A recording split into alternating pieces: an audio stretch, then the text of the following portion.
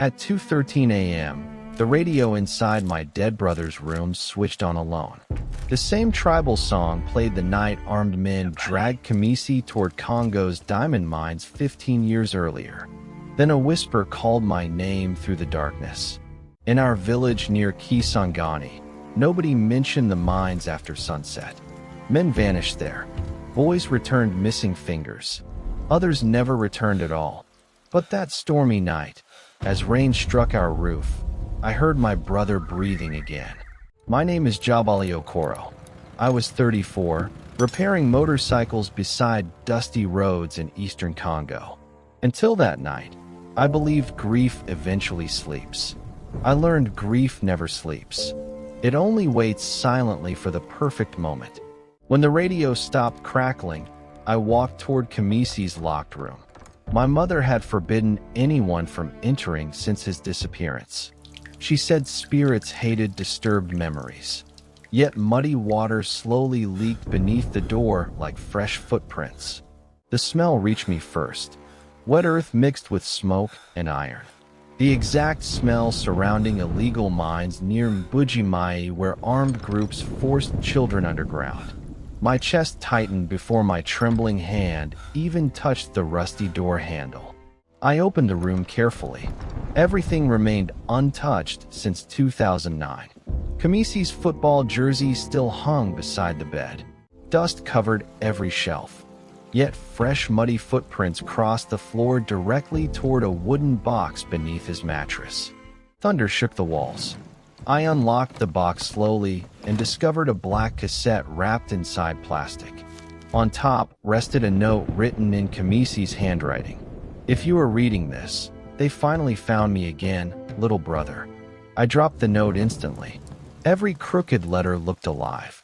I checked the date below the message. 3 weeks earlier. Impossible. Kamisi disappeared 15 years ago after armed contractors seized workers near the market road outside our village. My mother entered silently behind me. The moment she saw the cassette, color disappeared from her face completely. She whispered a prayer in Swahili and quickly closed the bedroom door, like somebody outside might already be watching us. She begged me never to play the tape there. Not inside the village. Her voice shook badly before she whispered something unforgettable. Your brother did not disappear alone that night, Jabali. Powerful people took him away personally. For 15 years, she repeated the same story. Rebels kidnapped Kamisi near the market road. Everybody believed it, even local police. But now my mother sat shaking beside the bed, terrified of memories she buried long ago. She confessed Kamisi secretly worked for a foreign mining company before disappearing. At night, he transported hidden packages through jungle roads. He promised the money would rescue our family from poverty forever and finally change our lives completely. One evening, Kamisi returned home covered in blood that was not his. He locked himself inside the room for 2 days. Before sunrise on the third morning, black trucks arrived outside our house without headlights or warning. My mother remembered hearing English and French accents outside. Not rebels, not local soldiers. Wealthy men carrying expensive rifles cleaner than hospital tools. They dragged Kamisi away while frightened neighbors watched silently through cracked windows and darkness. After they disappeared, another man entered quietly through the back door. He handed my mother an envelope filled with American dollars and warned her never to search for Kamisi again. She buried the money beneath our mango tree. Rage burned inside my chest. 15 years my mother carried this secret alone while I blamed rebels and bad luck. She looked at me carefully before whispering the men returned near Mbujimai this week for another operation. The cassette suddenly felt heavier than stone. Outside, the rain slowed softly. Somewhere beyond the village, motorcycles moved across muddy roads. My mother grabbed my wrist painfully and begged me to burn the tape before sunrise arrived. But curiosity becomes dangerous hunger in Africa, where truth hides beneath blood, money, and silence.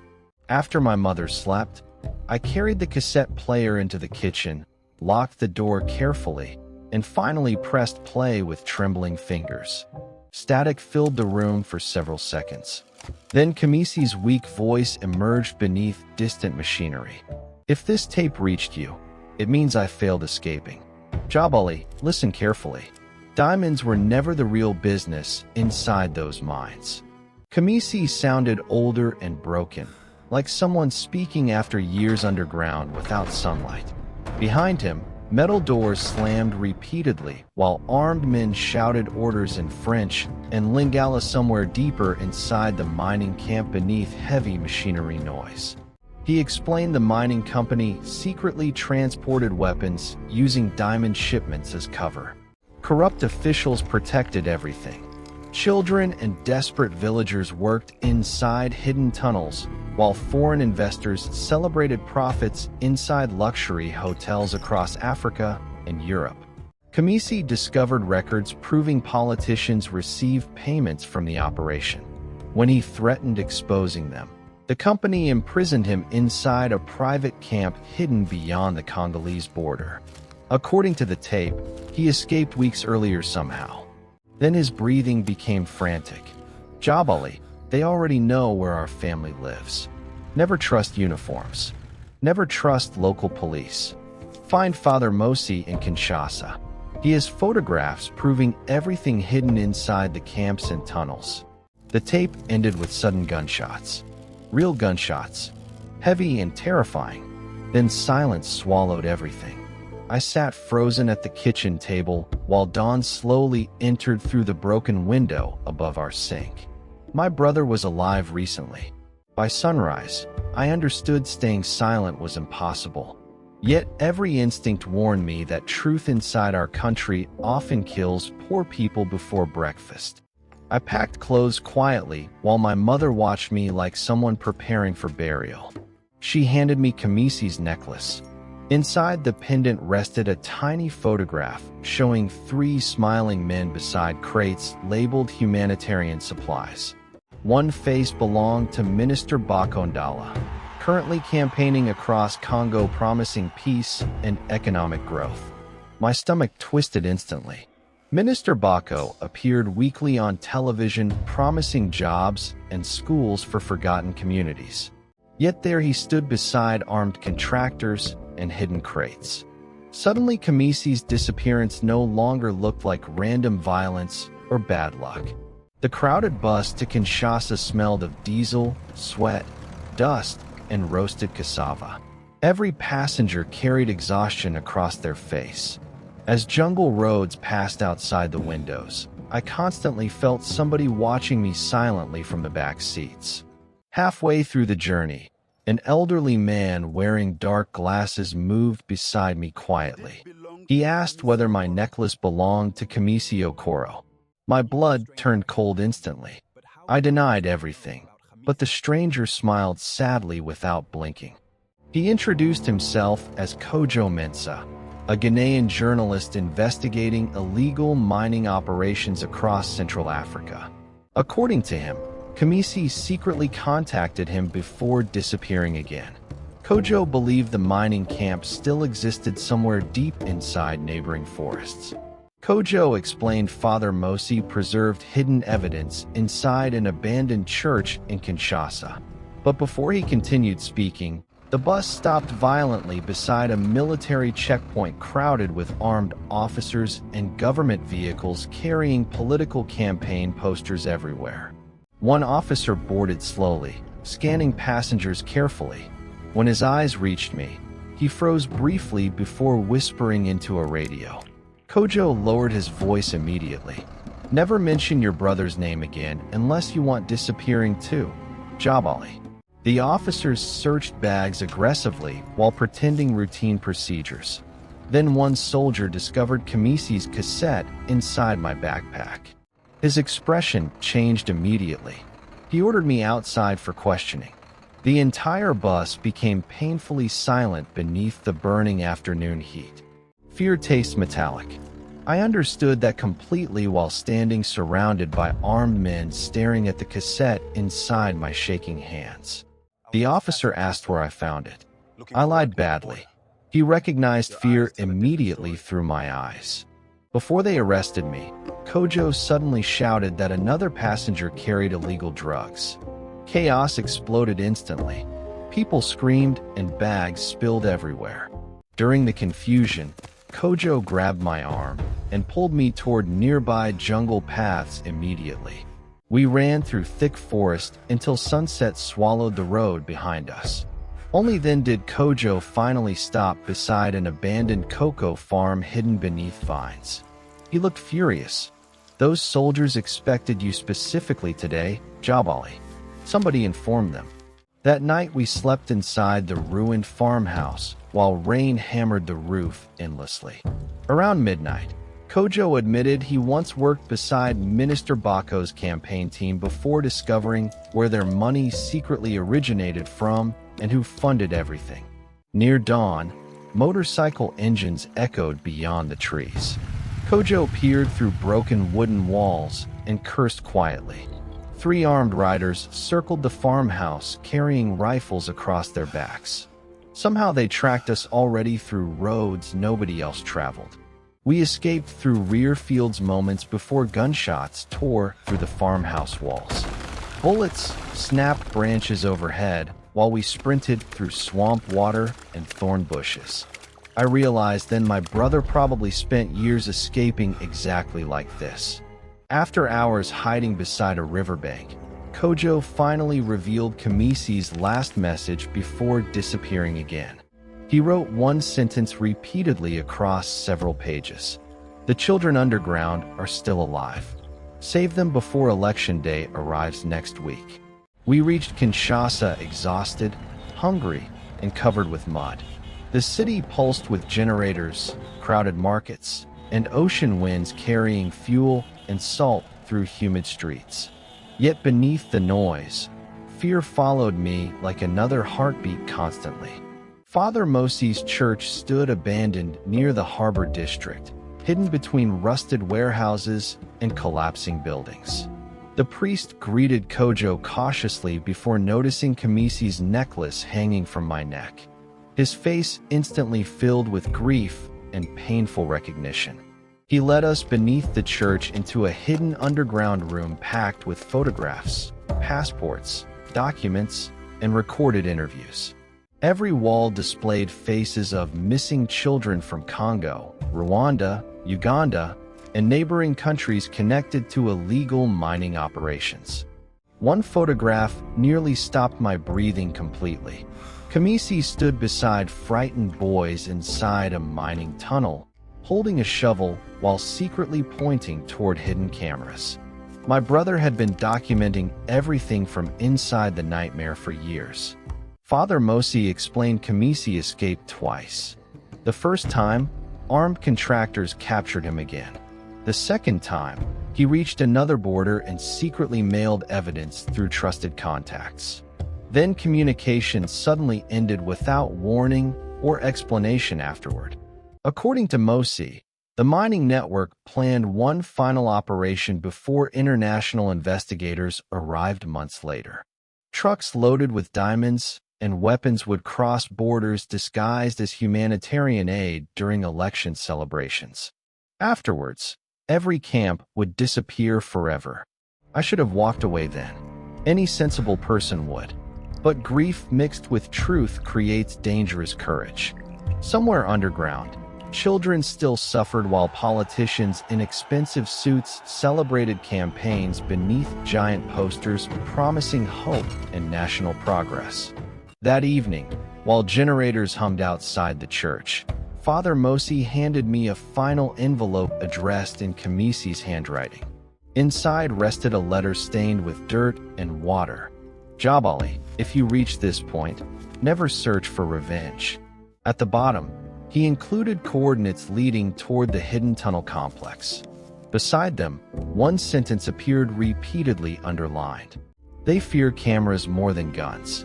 Bring the world proof, not revenge, because revenge disappears while truth survives forever." 2 nights later, Kojo secured transportation through fishermen smuggling fuel across hidden coastal routes. We traveled beneath moonless skies while violent waves struck wooden boats. Every distant light looked like another armed patrol searching darkness for us silently. By sunrise, we crossed through swamp villages untouched by electricity or proper roads. Children watched silently from broken doorways while exhausted women carried water buckets across muddy fields. Poverty here felt endless, inherited like scars passed through generations. A local guide named Tendai agreed, helping us after Father Mosi showed Kamisi's photograph. Tendai claimed several boys from his village disappeared near the same mining region years earlier. Their families received money afterward and warnings never asked questions. On the third night, we finally saw bright lights glowing beneath distant mountains. Not village lights. Industrial lights cutting through darkness like knives. Trucks moved constantly along dirt roads guarded by armed men wearing unmarked military uniforms everywhere. We waited until midnight before approaching through abandoned drainage trenches. The closer we moved, the stronger the smell became. Diesel, chemicals, sweat, blood, and burned metal mixed beneath humid air. It smelled exactly like Kamisi's bedroom during childhood storms. Guards patrolled constantly carrying rifles and radios. Yet what horrified me most were the workers. Thin boys no older than 12 pushed mining carts through mud, while armed supervisors screamed insults above endless machinery and drilling noise nearby. Then I heard singing. Weak singing echoing somewhere beneath the machinery. A familiar voice leading old village prayers our mother taught us during childhood blackouts. My entire body froze instantly. Kamisi was alive somewhere inside the underground tunnels. I followed the singing recklessly despite Kojo whispering warnings behind me. Around the next corner, dozens of prisoners sat chained beside narrow sleeping pits. And there, thinner and older, but unmistakably my brother, sat Kamisi beneath yellow lights. For several seconds, neither of us moved. 15 years collapsed silently between us while drills thundered overhead endlessly. Kamisi's eyes widened slowly before filling with disbelief. "Jabali," he whispered fearfully, "you should never have come searching for me."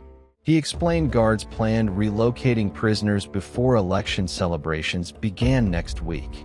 Afterwards, the tunnels would collapse intentionally with workers still trapped underground. No evidence. No witnesses. No survivors capable of testifying against politicians or foreign investors afterwards. Kojo recorded every word while Tendai secretly unlocked chains using stolen tools. But before escaping, alarms suddenly erupted throughout the tunnel complex. Somebody discovered our cameras. Red emergency lights flooded underground passages instantly, and panic exploded around everybody nearby. Guards stormed toward the prisoners, firing warning shots overhead. Children screamed while workers scattered blindly through smoke and darkness. Kamisi grabbed my shoulders painfully and forced me toward a hidden maintenance shaft behind massive drilling machinery and collapsing walls. He refused escaping immediately. Hundreds remained trapped underground. Instead, Kamisi led prisoners toward emergency exits while Kojo transmitted footage through hidden satellite equipment inside his backpack. If the videos survived, the world would finally witness everything hidden underground tonight. Gunfire echoed constantly through collapsing tunnels while smoke thickened around broken supports. I helped terrified children crawl through narrow shafts barely large enough for breathing. Somewhere deeper underground, explosives detonated violently, crushing entire passageways filled with trapped workers screaming. During the chaos, I saw Minister Bako himself entering the complex surrounded by armed contractors. Seeing a presidential candidate inside hidden slave mines destroyed the final piece of innocence still surviving inside me after years trusting national leaders publicly. Kojo filmed Bako shouting orders at guards while prisoners escaped through maintenance routes. Suddenly, one contractor noticed the cameras and opened fire directly toward us. Kojo fell instantly beside the tunnel wall, clutching his chest and coughing blood. I crawled toward him while bullets shattered rocks overhead. Blood soaked through his shirt rapidly. Yet, even dying, Kojo forced the camera into my hands and whispered one final sentence. "Make them finally see us this time, Jabali." Kamisi dragged me upward through collapsing tunnels moments before explosions swallowed the lower chambers completely. We emerged into jungle darkness alongside terrified workers fleeing gunfire behind us. Flames erupted from ventilation shafts while alarms screamed across the mountains endlessly. Military helicopters arrived before sunrise, but not local forces. International investigators tipped anonymously by Father Mosi descended alongside foreign journalists already broadcasting leaked footage online.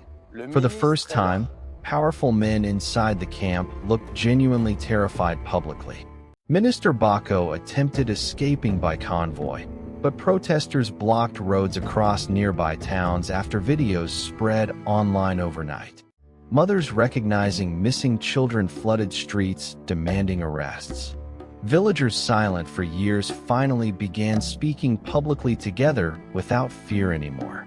Authorities uncovered mass graves surrounding the mining region within days. Hidden accounts linked politicians, contractors, and foreign executives directly to illegal operations. News stations across Africa replayed Kojo's footage endlessly while governments denied involvement and blamed rogue employees. Kamisi survived physically, but prison years remained visible behind his eyes forever. Some nights, he still woke screaming about collapsing tunnels and buried workers. Trauma never disappears when chains break. It simply learns quieter ways, haunting survivors afterward. My mother cried almost an hour when Kamisi finally returned home alive. She touched his face repeatedly, like somebody afraid reality might disappear if she blinked too long. Even village elders stood speechless watching him walk through the market. Yet victory never arrived cleanly. Witnesses disappeared before trial started. Several executives escaped abroad. Officials denied knowledge despite overwhelming evidence. The system protecting those mines had roots deeper than any tunnel carved beneath Congolese mountains and forests. Months later, Kojo Mensah received a journalism award after death. His daughter accepted it, holding the same camera stained with dust and blood from the tunnels. During her speech, she said silence empowers powerful people more than weapons. Father Mosi transformed the abandoned harbor church into a shelter for rescued children recovering from mining camps. Some feared darkness constantly. Others refused speaking entirely. But slowly, through football and ordinary kindness, pieces of childhood finally returned again. Kamisi eventually testified before international investigators wearing the same necklace our mother protected 15 years. Cameras flashed constantly while politicians avoided eye contact across crowded courtrooms. For once, truth sounded louder than money inside those powerful government buildings. Sometimes visitors ask whether exposing the mines was worth Kojo's death, years of fear, and everything our family lost. I always remember children emerging from underground tunnels into sunrise for the first time in years. My answer stays simple. Yes, because silence would have buried them forever. Because powerful people survive by convincing poor families their suffering changes nothing. Because one hidden cassette tape inside a locked bedroom forced an entire continent confronting uncomfortable truths and corruption openly. Even now, whenever storms strike our village after midnight, the old radio inside Kamisi's room sometimes crackles unexpectedly. My mother says spirits travel through electricity searching for unfinished stories. Maybe she is right. Some stories refuse staying buried forever. And somewhere tonight, another frightened worker is probably hiding evidence inside a dark room. praying somebody brave enough eventually presses play and exposes what powerful people desperately want hidden beneath Africa's soil forever.